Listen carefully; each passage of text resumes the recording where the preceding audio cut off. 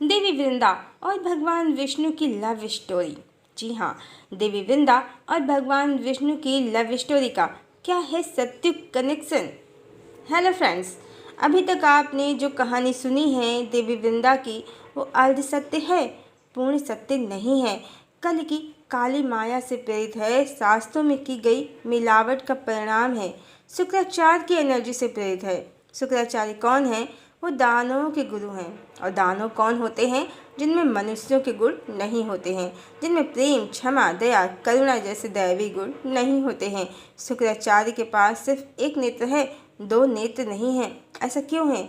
इसकी पौराणिक कथा से हटकर यदि आध्यात्म की दृष्टि से देखें तो शुक्राचार्य के एक नेत्र का अभिप्राय ही यही है कि पूर्ण सत्य को ना देख पाना, ना जान पाना। और कल की काली माया के कारण, कालनेमी रचनाकारों के कारण शास्त्रों में बहुत उलटफेर हुआ है, जिसके कारण ही आज ईश्वर का सत्य स्वरूप मनुष्यों की समझ से परे हो गया है। और सत्य पौराणिक कथाएं कालनेमियों द्वारा इस प्रकार लिख दी गई हैं कि ईश्वर के चरित्र पर प्रश्न चिन्ह लग गए हैं। सबसे बड़ा प्रमाण कल की काली माया, शुक्राचार्य की एनर्जी और कालनेमी विद्वानों के खंडन का यही है कि कैसे भगवान राम के एक पत्नी व्रत के कारण को शास्त्रों से मिटाकर देवी राधा का सत्य छुपा दिया गया है। देवी सीता आदि शक्ति लक्ष्मी हैं, जिसके कारण भगवान राम ने एक पत्नी व्रत धारण किया है। देवी लक्ष्मी के परिणय सूत्र में, आदि शक्ति के परिणय सूत्र में भगवान का दूसरा विवाह संभव नहीं है। इस सत्य को शास्त्रों से मिटाकर रुक्मिणी को सीता प्रतिष्ठित किया गया है।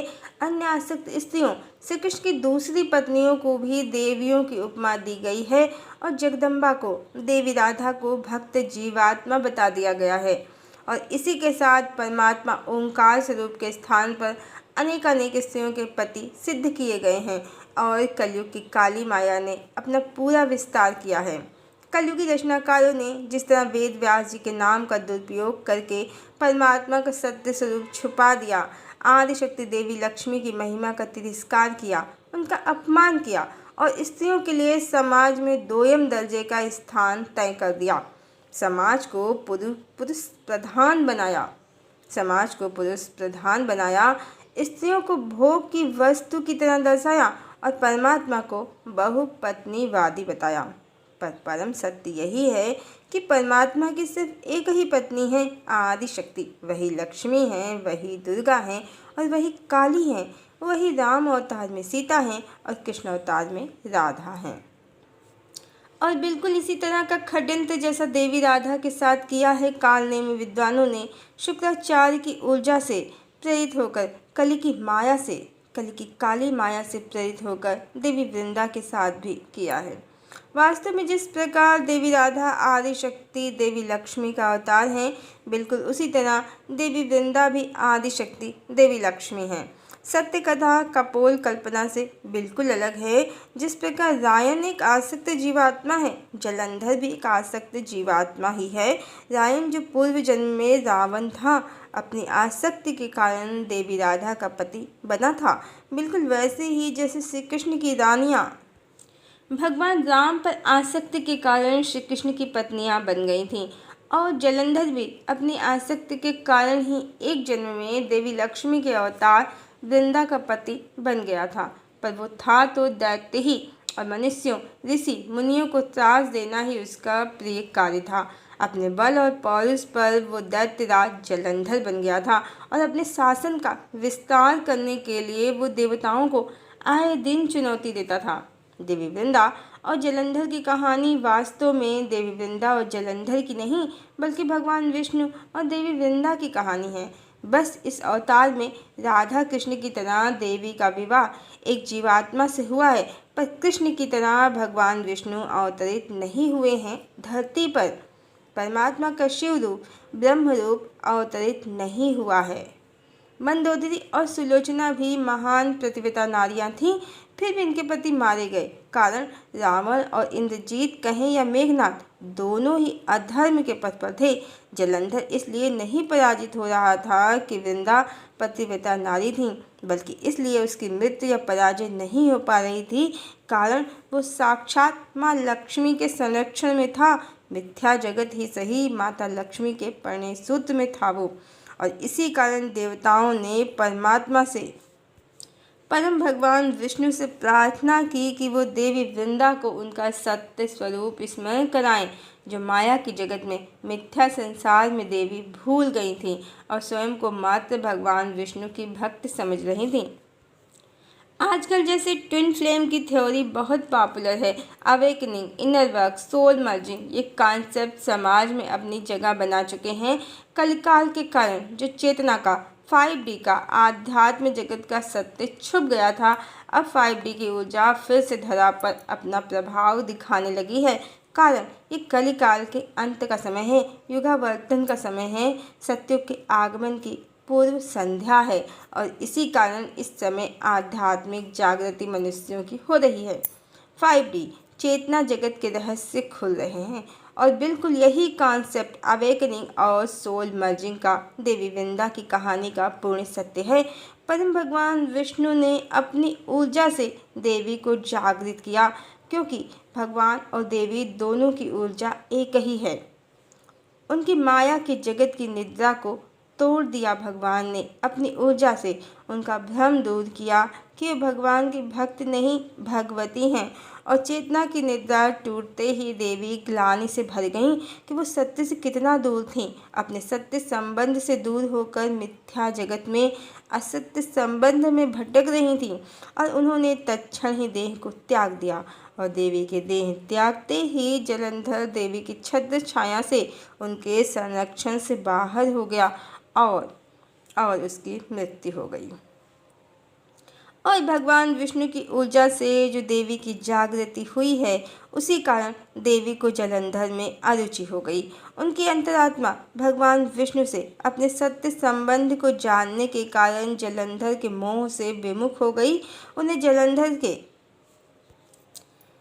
जलंधर से आकर्षण के स्थान पर अरुचि हो गई। और इसी कारण शास्त्रों में जो श्लोक है, रेमे रमापतिस्तत्र रामया सह नारदा सा साध्वी सुख संभोगादा आकर्षण व्यतिक्रमात्, उसका अर्थ ना तो ये है कि भगवान ने देवी का सतीत्व भंग किया और ना ये ही है कि भगवान से देवी को सुख संभोग आकर्षण में व्यतिक्रम अर्थात व्यवधान उत्पन्न हुआ, बल्कि ये है कि देवी वृंदा ये जान गई कि वो रमापति भगवान विष्णु की रमा है, लक्ष्मी है, और इसी कारण उन्हें भगवान से नहीं बल्कि जलंधर से सुख आकर्षण इत्यादि में व्यतिक्रम हो गया, जलंधर से अरुचि हो गई। और देवी के देह त्यागते ही जलंधर की मृत्यु हो गई, देवताओं की युद्ध में विजय हो गई। ये दिन था एकादशी का और देवताओं की विजय का, देवी लक्ष्मी के अपने प्रियतम भगवान विष्णु से मिलन का। इसीलिए इसे देवोत्थान एकादशी और तुलसी विवाह के रूप में मनाया जाता है। देवी लक्ष्मी का प्रतीक माना गया है देवी तुलसी को, क्योंकि तुलसी परम पवित्र है और देवी तुलसी का एक नाम वृंदा भी है, देवी वृंदा के नाम पर, माँ लक्ष्मी के नाम पर। सुंदर पौराणिक कहानियों को तोड़ मरोड़ कर आत्मा, परमात्मा, ब्रह्म, शक्ति सबके रहस्यों को छुपाकर षड्यंत्रकारियों ने शास्त्रों में मिलावट कर अर्थ का अनर्थ कर दिया है। और यही कल की काली माया या शुक्राचार्य की ऊर्जा है, जो अर्ध ज्ञान का प्रतीक है और अर्ध ज्ञान अज्ञान से कहीं ज़्यादा भयानक है। इस समय ज़्यादातर पौराणिक कहानियाँ शुक्राचार्य की ऊर्जा और कली की काली माया से ग्रस्त हैं, जिनका निर्माण ही कलिकाल के विस्तार के लिए किया गया है। देवोत्थान एकादशी को तुलसी विवाह होता है और ये भी माना जाता है कि देवोत्थान एकादशी को भगवान विष्णु 4 महीने की योग निद्रा के बाद जागते हैं।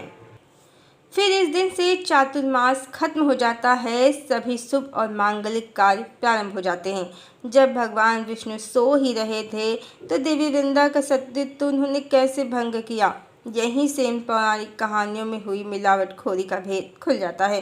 वास्तव में तुलसी विवाह और देवोत्थान एकादशी ब्रह्म और शक्ति के मिलन की और डिवाइन एनर्जी की सकारात्मक ऊर्जा के उत्थान की पौराणिक कथा है, जिसके रहस्य बहुत गहरे हैं, उथले दिमाग की समझ से जिसे नहीं समझा जा सकता। जलंधर निगेटिव एनर्जी है, देवी वृंदा शक्ति तत्व हैं, और जब ब्रह्म ने अपनी योग निद्रा में तपस्या करके अपने योग के द्वारा अपने शक्ति तत्व को जागृत करके स्वयं में विलीन किया, तब जलंधर शक्तिहीन हो गया। ब्रह्म का शक्ति से पुनः मिलन हो गया, या कह सकते हैं कि ब्रह्म और शक्ति का विवाह हो गया, और इसके साथ देवता जो डिवाइन एनर्जीज हैं उनका उत्थान हो गया, उनकी जीत हो गई, देवोत्थान हो गया। और इस कलिकाल की समाप्ति के लिए भी कुछ ऐसी ही कहानी होगी परम भगवान कल की और उनकी प्रिया की। सतयुग की धरा पर प्रतिष्ठा के साथ ही बहुत से ईश्वरीय रहस्य, ब्रह्म और शक्ति के रहस्य संसार को ज्ञात होंगे। संसार कल की काली माया और शुक्राचार्य की निगेटिव एनर्जी से मुक्त होकर पुनः 5D में प्रवेश करेगा, डिवाइन एरा में, सतयुग में प्रवेश करेगा। मनुष्यों की चेतना फिर से जागृति और उत्थान को प्राप्त करेगी और भौतिक जगत से ऊपर चेतना या आध्यात्म जगत के रहस्यों को पुनः जान पाएगी। हरिओम।